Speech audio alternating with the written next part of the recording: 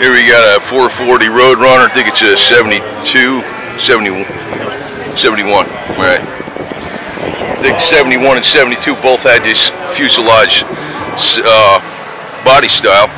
Actually, I like this body style a lot better than the square ones, and some people don't like it. I like the 71, 72 is the best. I think this is 71, but it's the 73s is when they got funky looking. These were still styled really nice.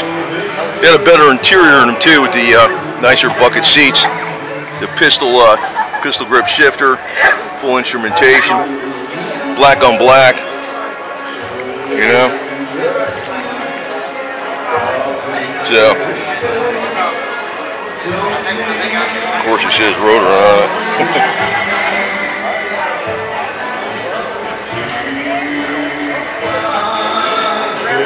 This guy's originally from Texas, to tell you the truth, but who knows? I think I talked to him before.